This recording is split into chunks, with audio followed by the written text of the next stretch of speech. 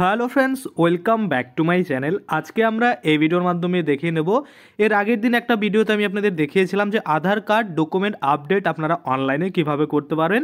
যেমন proof of identity আর proof of address, সেটা আপনারা কীভাবে আপলোড করতে পারেন। ডিঅ্যাক্টিভেট হওয়ার আগেই কিন্তু আপনাদের এগুলো করতে হবে। এইভাবে আধার বাতিল হওয়া থেকে আপনি কিন্তু বাঁচতে পারেন। তো এবার কথা হচ্ছে, সেখানে আমি আপনাদের দেখিয়েছিলাম যে দুটো ডকুমেন্ট আপলোড করে। তো এবার অনেকের কোশ্চিন থাকে যে একই ডকুমেন্ট দুই জায়গায় দেওয়া যাবে কি না, যদি বাই চান্স কোনো ভুল ডকুমেন্ট আপলোড করে দেয় সেক্ষেত্রে এডিট করা যাবে কি না, বা যদি ভুল ডকুমেন্টস আপলোড হয়ে যায় সেক্ষেত্রে অ্যাপ্রুভাল পাবে কি না। এই যে অনেক ধরনের কোশ্চেন, সমস্তটাই কিন্তু আজকে এই ভিডিওতে ক্লিয়ার করব। অর্থাৎ অনেকেই রয়েছে যারা ভোটার কার্ড সিলেক্ট করে রেশন কার্ড আপলোড করে দিয়েছে, বা রেশন কার্ড সিলেক্ট করে ভোটার কার্ড আপলোড করে দিয়েছে, বা আইডেন্টি প্রুফ অন্য কিছু সিলেক্ট করে অন্য ডকুমেন্ট কিন্তু আপলোড করে দিয়েছে। তো সেক্ষেত্রে যে হেল্পলাইন নাম্বার রয়েছে আধার কার্ডের, সেখানে ফোন করে আমি কনফার্ম হয়েছি। আমি শেষে আপনাদের সেই রেকর্ডিংটাও দিয়ে দিচ্ছি, কল রেকর্ডিং একদম লাইভ আপনারা দেখতে পাবেন যে কি বলা হয়েছে। তো চলুন বেশি দেরি না করে আপাতত আমরা দেখে নিই যে এই যে প্রুফ অফ আইডেন্টিটি আর প্রুফ অফ অ্যাড্রেস রয়েছে, দুটোতেই আপনারা সেম ডকুমেন্ট দিতে পারবেন কিনা, দিতে পারলে কোন ডকুমেন্টটা আপনার ভালো হবে সেটাই কিন্তু আজকে আমরা এই ভিডিওতে দেখে নেব। চলুন বেশি দেরি না করে ভিডিওটা শুরু করা যাক। ভিডিওটা শুরু করার প্রথমে আপনাদের যে কাজটা করতে হবে, এই যে দেখুন এখানে একটা লাইক বাটন রয়েছে, এখানে ক্লিক করে ভিডিওটাকে লাইক করতে হবে। আর সাথে দেখুন এখানে সাবস্ক্রাইব বাটন রয়েছে, এখানে ক্লিক করার পরে নোটিফিকেশন বেল আইকনটা আসবে, এখানে ক্লিক করে আপনারা অল নোটিফিকেশন বেল আইকন যেটা রয়েছে সেটাকে অন করে দেবেন। তাতে করে কি হবে, যখনই আমি কোনো নতুন ভিডিও আপলোড করবো সেটা নোটিফিকেশন আপনার কাছে পৌঁছে যাবে। আর যারা আগে থেকে সাবস্ক্রাইব করে রেখেছেন তাদেরকে অসংখ্য ধন্যবাদ। এখন যারা অনলাইনে নিজেদের আধার কার্ড লগ ইন করে দেখতে পাচ্ছেন যে আপনাদের আপডেট করতে বলা হচ্ছে, অর্থাৎ এরকম আপনাদের রেড কালারের একটা নোটিফিকেশান দিচ্ছে যে আপনাদের ডকুমেন্ট আপলোড করতে হবে বা আপডেট করতে হবে, তাহলে অবশ্যই আপনাদের করতে হবে। এই যে এখানে প্রথম অপশন দিয়েছে, এখান থেকেই কিন্তু আপনারা আপনাদের ডকুমেন্ট আপলোড করে নিতে পারবেন। লাস্ট ডেট যেটা রয়েছে, মানে ফ্রি লাস্ট ডেট, এখানে 14/3/2024, অর্থাৎ মার্চের 14 তারিখ অবধি ফ্রি এই কাজগুলো করতে পারবেন। তারপরে কিন্তু আপনাদের চার্জেস লাগতে পারে বা এই ডেটটা কিন্তু বাড়ানো হতে পারে। এবার আমার কথা হচ্ছে, যখন আপনারা ডকুমেন্ট আপলোড করতে যাবেন আমি আপনাদের দেখাই। এই যে প্রথম স্টেপ রয়েছে, প্রথম স্টেপ থেকে আমি আপনাদের দেখাই। তো দেখুন এখানে যখনই আপনি ডকুমেন্ট আপলোড করতে যাবেন, এখানে কিছু কথা কিন্তু বলেছে, অর্থাৎ কোন ডকুমেন্টটা আপনাকে দেওয়া উচিত সেটাই কিন্তু বলছে। তো দেখুন আমি কিন্তু রেশন কার্ড সিলেক্ট করেছিলাম। তো রেশন কার্ড সিলেক্ট করার পরে এখানে আমাকে কি বলছে যে dear resident, please make sure that document you upload is compliant with the below advisory. If not, the request may be rejected by our vacant operator team. অর্থাৎ বলছে আপনি যে ডকুমেন্টটা আপলোড করছেন যদি আমাদের নিয়ম মেনে না হয় সেগুলো কিন্তু রিজেক্টেড হয়ে যাবে। অর্থাৎ কি ফটোর মধ্যে থাকতে হবে সেটা বলছে। দেখুন এক নম্বরে বলছে the ration PDS photograph or e-ration card must be have name and photograph of the resident. তো রেশন কার্ডের মধ্যে কিন্তু ছবি থাকে না, সেক্ষেত্রে আপনারা কিন্তু এখানে রেশন কার্ড আপলোড দিবেন না। যদি দেন তাহলে কিন্তু রিজেক্টেড হবে। কারা রেশন কার্ড বা ই রেশন কার্ড আপলোড করতে পারবে? যাদের কিন্তু ছবি থাকবে, অর্থাৎ কারোই কিন্তু রেশন কার্ডে ছবি থাকে না, সেক্ষেত্রে আপনারা কিন্তু আইডেন্টি প্রুফ ওটাতে দিবেন না। আপনি অ্যাড্রেস প্রুফে দিতে পারেন, কোনো প্রবলেম নেই, কিন্তু আইডেন্টি প্রুফে দিবেন না। দেখুন তারপর দ্বিতীয় নম্বরে যেটা বলেছে, এখানে কিন্তু আপনি যে ডকুমেন্টটা স্ক্যান করবেন সেটা কিন্তু লেয়াবেল ডকুমেন্ট হওয়া দরকার রয়েছে, এই দুটো কিন্তু বলেছে। যদি দেখেন হ্যাঁ ঠিক রয়েছে, এগুলো আপনার রয়েছে, তাহলে কিন্তু ওকে করে আপনারা আপলোড করবেন।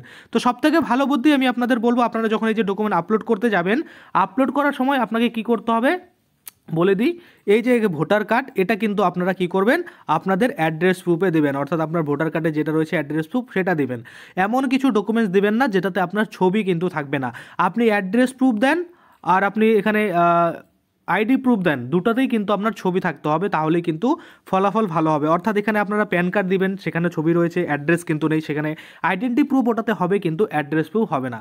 সেক্ষেত্রে আপনারা চাইলে এই যে ভোটার কার্ড রয়েছে, ভোটার কার্ডে কিন্তু দুই জায়গায় দিতে পারেন। অর্থাৎ আপনারা আইডেন্টি প্রুফ আর অ্যাড্রেস প্রুফ দুই জায়গায় কিন্তু আপনারা ভোটার কার্ড দিতে পারেন। কেননা আইডেন্টি প্রুফ আপনার যে ফটো আইডি রয়েছে, অর্থাৎ ভোটার কার্ডে আপনার ছবি রয়েছে, সেটা দিয়ে আইডেন্টি প্রুফ হয়ে যাচ্ছে।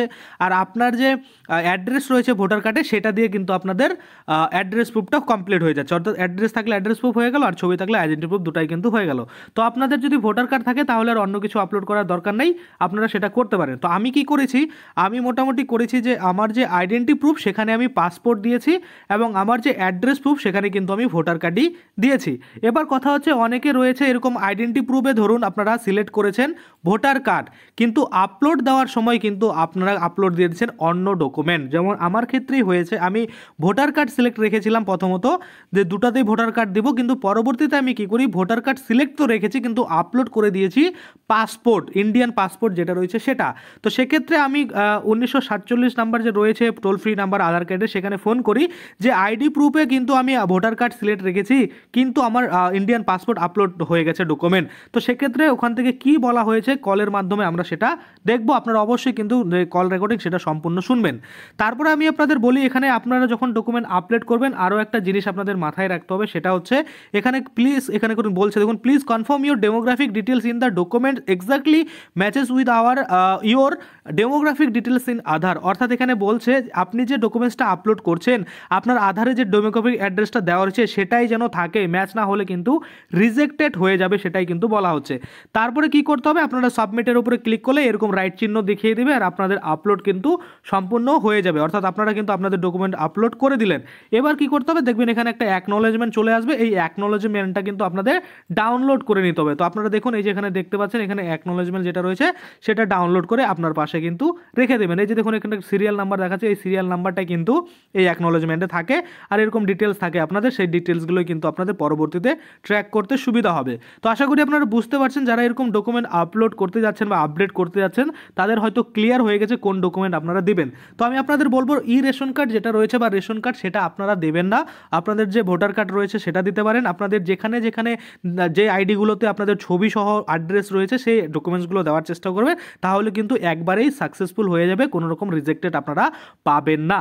এবার আমরা দেখে নেব যে একই জায়গায় অর্থাৎ প্রুফ অফ অ্যাড্রেস আর প্রুফ অফ আইডেন্টিতে সেম ডকুমেন্টস দিতে পারবেন কিনা, ধরুন ভোটার কার্ডে দিতে চান দুই জায়গায় দিতে পারবেন কিনা।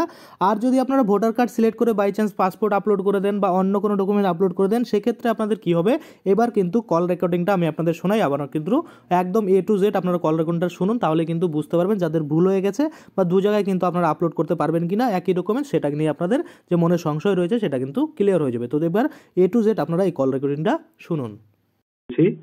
কিন্তু ওই দুটো ডকুমেন্ট আপডেট করেছি, একটা প্রুফ অফ আইডেন্টিটি আর একটা প্রুফ অফ অ্যাড্রেস। তো প্রথমে আমি প্রুফ অফ আইডেন্টিটিতে ভোটার কার্ড সিলেক্ট করেছিলাম আর প্রুফ অফ অ্যাড্রেসে ওখানেও ভোটার কার্ড সিলেক্ট করেছিলাম। তো দুটাতে ভোটার কার্ড দিলে কি হবে না দুটো আলাদা দিতে হবে? আচ্ছা, আমি তো বুঝতে পারছি আপনি ডকুমেন্ট আপডেট করেছেন যেখানে আপনার প্রুফ অফ আইডি আর অ্যাড্রেস প্রুফে আপনার ভোটার কার্ড আপনার ভ্যালিড হবে কিনা সেই বিষয়ে তথ্য জানতে চাইছেন।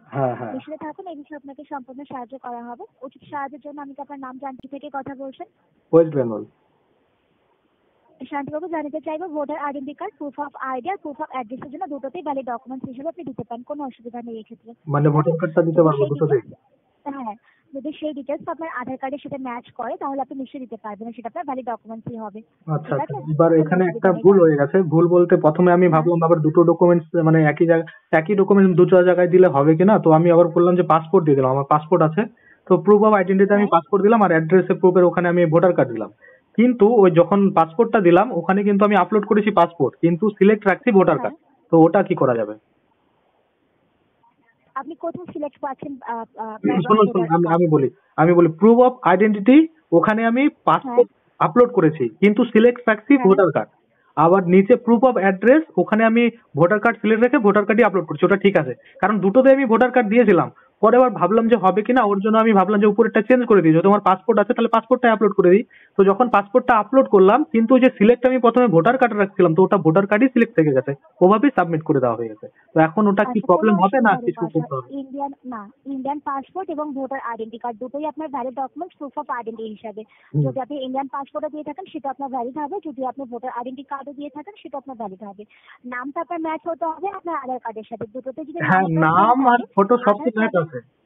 হ্যাঁ, আধার কার্ডের সাথে যদি ম্যাচ থাকে তাহলে কোনো অসুবিধা হবে না মহাশয়। দুটোর মধ্যে যদি যে কোনো একটা ডকুমেন্ট যদি ওখানে আপনার সাবমিট হয়ে যায় তাহলে দুটোই আপনার ভ্যালিড ডকুমেন্টস হবে, কোনো অসুবিধা হবে না। হ্যাঁ, কিন্তু আমার প্রবলেমটা আপনি বুঝতে পারছেন তো, মানে আমি সিলেক্ট রাখছি ভোটার কার্ড কিন্তু আপলোড দিয়েছি পাসপোর্ট। বুঝতে পারছি মহাশয়, আপনি ডকুমেন্টস আপলোড করেছেন ইন্ডিয়ান পাসপোর্ট কিন্তু আপনার ওখানে সিলেক্ট দেখা আছে আপনার ভোটার আইডেন্টি কার্ড, যেহেতু আইডেন্টি কার্ড সিলেক্ট করেছিলেন। আমি আপনার কথাটা বুঝতে পেরেছি, আপনাকে সেটাই বলা হচ্ছে যে দুটোই আপনার ভ্যালিড ডকুমেন্টস। যদি আপনার সিলেক্ট একটা দেখায় বা ডকুমেন্টস আপনি অন্য ইন্ডিয়ান পাসপোর্ট দ্বারা করে থাকেন, দুটোই আপনার ভ্যালিডই হবে, কোনো অসুবিধা হবে না এক্ষেত্রে। হ্যাঁ, আমি ওটাই মানে নিশ্চিন্ত হতে যাচ্ছিলাম যে আমি সিলেক্ট রাখছি ভোটার কার্ড, কিন্তু ওখানে আপলোড দিয়ে দিচ্ছি ইন্ডিয়ান পাসপোর্ট। তো সেক্ষেত্রে আমার প্রবলেম হবে না, যদি আমার ডকুমেন্ট ঠিক থাকে তাহলে অ্যাপ্রুভাল হয়ে যাবে, তাই তো? হ্যাঁ মহাশয়, হ্যাঁ ঠিক মহাশয়। ঠিক ঠিক ঠিক, ধন্যবাদ এটার জন্য। এছাড়া কোনো কিছু সাহায্য করতে পারি? না না, একদম ঠিক আছে, ধন্যবাদ, থ্যাংক ইউ। আপনার সম্পর্ক কেন্দ্রে কল করার জন্য